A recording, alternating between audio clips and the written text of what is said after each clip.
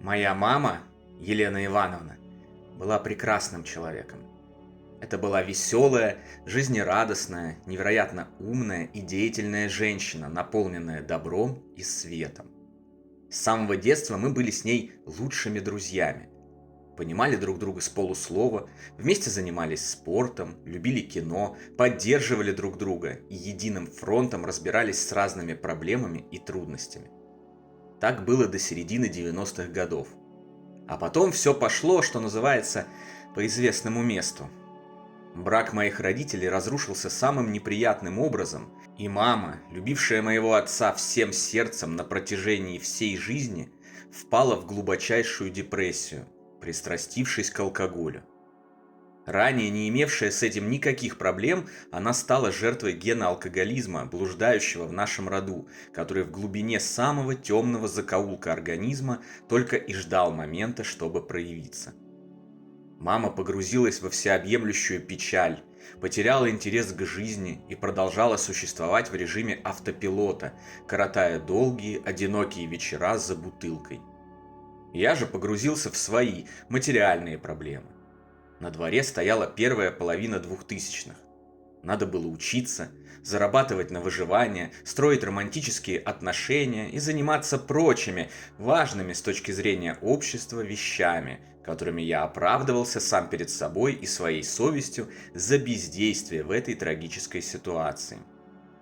Мама тем временем медленно убивала себя, повреждала свою душу и отравляла свой духовный мир.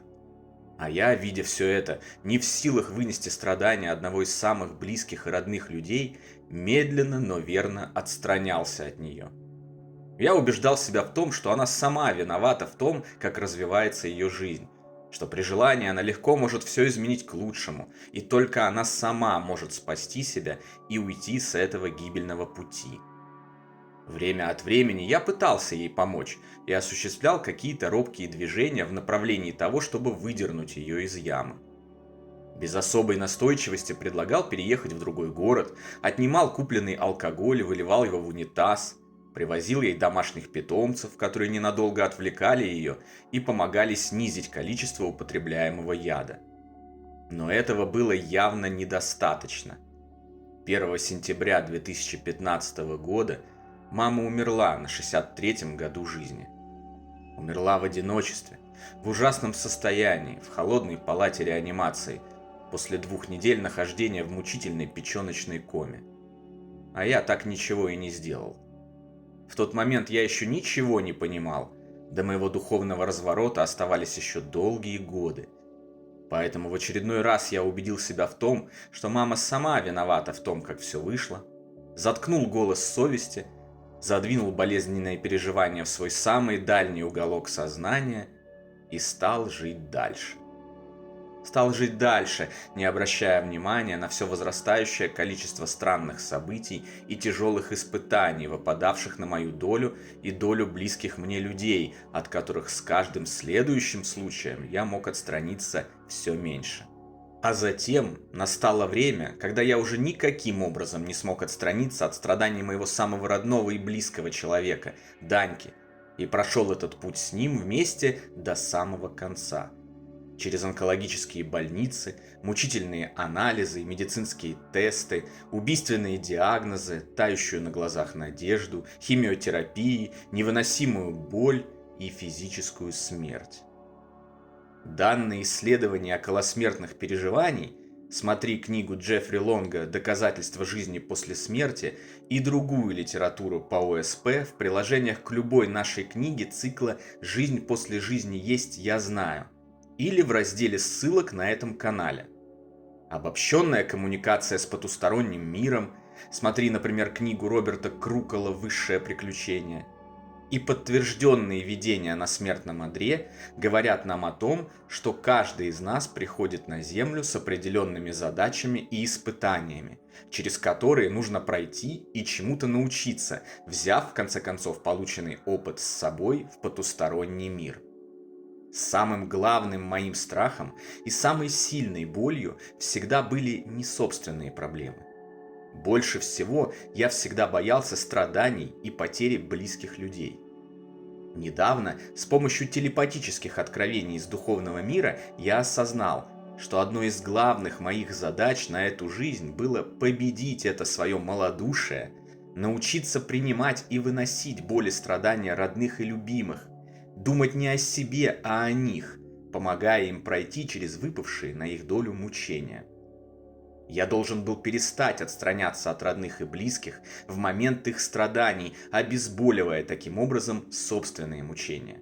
Наоборот, мне следовало с тройным усилием поддерживать их и помогать им пройти тяжелые моменты жизни, изо всех сил спасать их.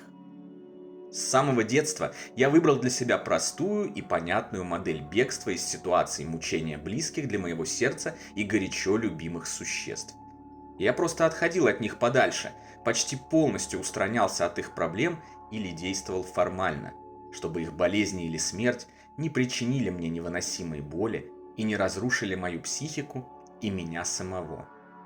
И это было моей трагической ошибкой, которую я повторял на протяжении многих лет, пока наконец не сделал все, если не полностью правильно, то хотя бы близко к этому.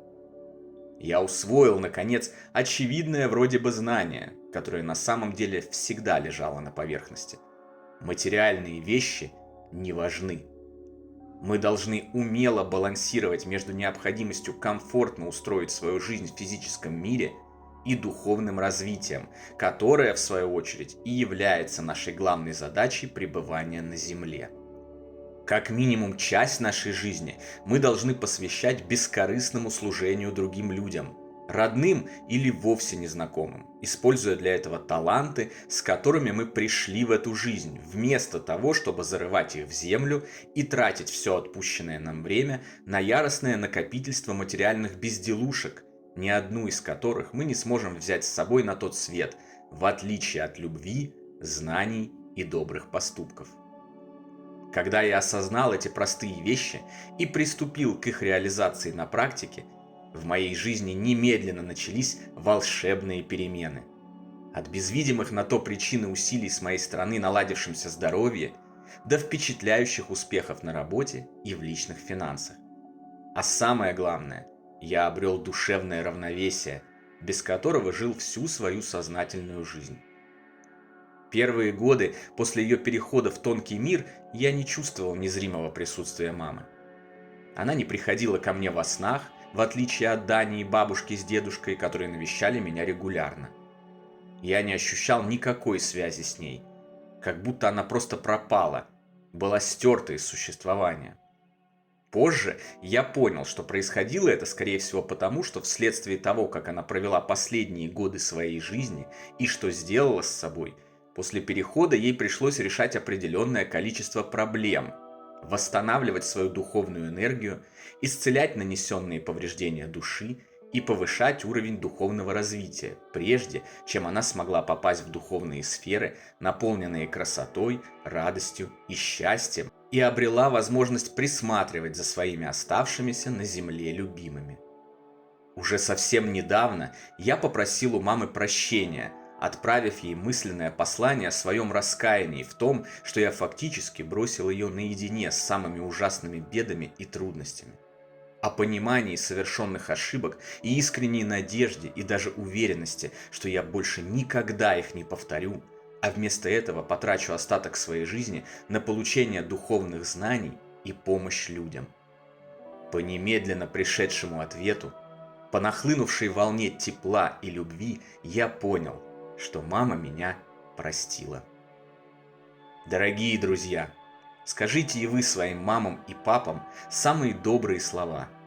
Простите их или попросите об их прощении сами. Они этого заслуживают. Ведь они привели нас в этот мир.